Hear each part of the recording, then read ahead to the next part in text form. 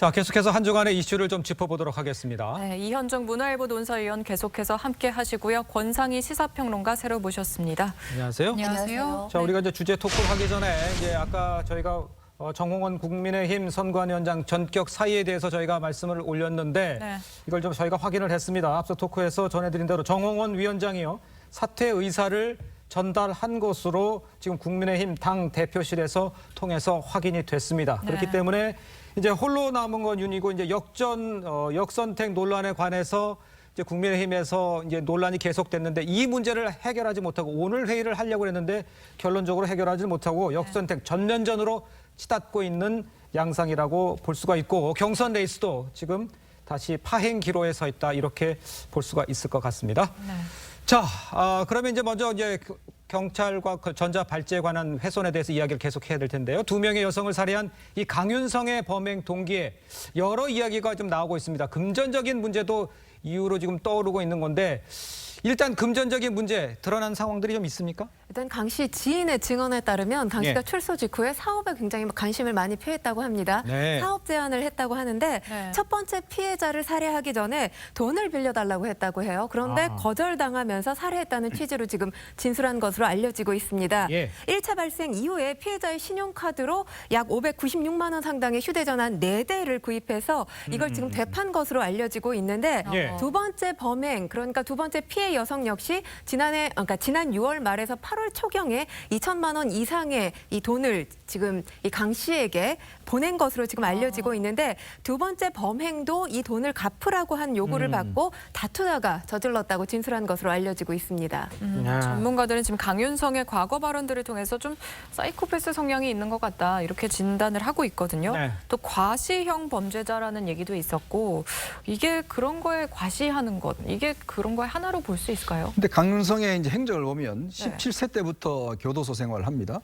그리고 25년 동안 교도소 생활해요. 네. 직전에도 15년형을 살고 이제 출소를 했지 않습니까? 그러니까 반사회적인 성향이 굉장히 이제 강하게 가지고 있는 데다가 그러니까 자기가 뭔가 나오면 자기 아들이 대기업에 취직했다든지 자기가 조금 있으면 큰 아파트를 산다든지 뭐 이런 것들을 수시로 이제 이야기를 하면서 예. 뭔가 사업에 대한 욕망들이라든지 이런 것들이 굉장히 강한 것 같아요. 예. 그러니까 뭔가 자기가 어떤 이 자기 스스로를 자랑할 게 없기 때문에 네. 겉으로 뭔가 상대방에게 자기의 어떤 과시를 함으로 인해서 자기 만족을 얻었던 이런 것이 실제로 이번 범행에서도 결정적인 원인이 됐지 않는가. 즉 그동안의 어떤 강윤성이 그동안 해왔던 쭉 삶의 흔적 자체가 예. 본인이 워낙 사회적으로 이제 소외되고 고립되어 있던 인물이기 때문에 예. 그걸 통해서 뭔가 본인이 만족하려고 아닌가 이런 분석들이 나오고 있습니다. 근데 방금 언급을 해주셨습니다만 17살 때부터 이제 교도소 생활을 한 거 아니에요? 이렇게 이제 장기간 교도소에 수감이 됐었는데 이런 강윤성의 성향을 파악할 수 있는 시스템은 없습니까? 그러니까 이제 정기적으로 어떤 이 심리 테스트를 해요. 그러니까 예. 재범의 확률이 얼마나 높으냐를 테스트를 하는데 네. 이번에 강윤성 같은 경우는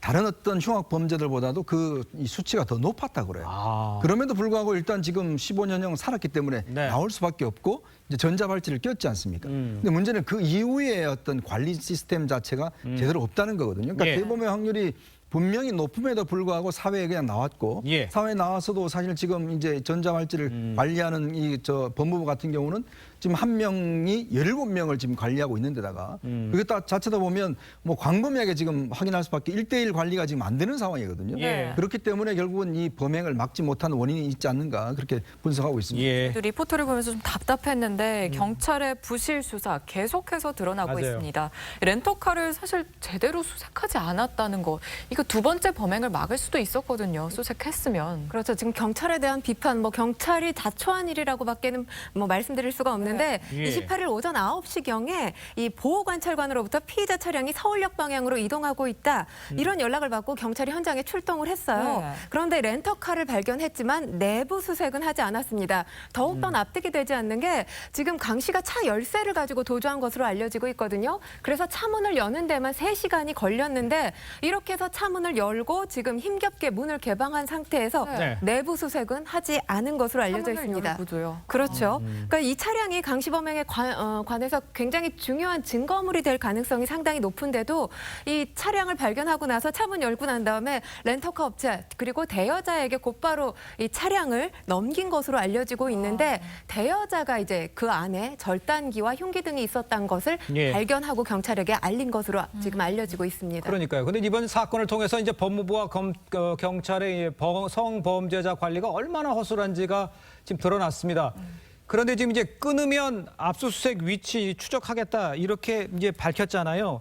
이 정도로 됩니까? 근본적인 해결책이 되겠어요? 지금 사실 법무부가 내놓은 대책이 뒷북 대책이다, 미봉책밖에 되지 않는다. 네. 이런 지금 법무부 역시 지금 비판을 받고 있는데 네. 법무부에서 경찰과 공조를 강화하겠다 이렇게 목소리를 냈어요. 네. 그런데 일각에서는 공조를 하는 것보다는 법무부에서 경찰에 일임을 하는 것이 더 옳은 것이 아니냐 이런 목소리가 나오고 있습니다. 예. 물론 지금 부실 수사 때문에 문제가 되고는 있지만 네. 이렇게 공조를 하다 보면 책임 떠넘기기 소재가 상당히 강할 수가 있거든요. 네. 그렇기 때문에 뭐 지금 사실 이런 이 강력 범죄 같은 경우는 우리 생활 속에서 발생하는 범죄인 만큼 네. 엄청난 인력 그리고 또 조직을 갖추고 있는 경찰에게 일임을 하는 것이 더욱더 강한 책임감을 가지고 예. 문제 발생 소지를 좀 더 차단할 수 있는 방법이 되지 않냐 이런 목소리가 나오고 있고요. 네. 지금 관련해서 지금 인력이 굉장히 부족한 상황입니다. 그러니까 보호관찰관 한 명이 17명 정도를 관리하고 있는 그런 상황이거든요. 예. 그렇기 네. 때문에 관리 인원 충원을 해야 되겠고요. 여기에 대한 예산, 사실 예산과 관련해서는 늘 부족하다라는 것이 정부 부처의 목소리이기도 한데 네. 이 국민들을 보호하는 일입니다. 예산 부족이라는 목소리는 이유가 되지 않을 것 같습니다. 예. 네. 근본적인 해결책을 좀 마련해야 될 것 같은 아주 강한 생각도 듭니다. 네. 자, 두 분과는 여기서 인사 나누겠습니다. 고맙습니다. 감사합니다. 감사합니다.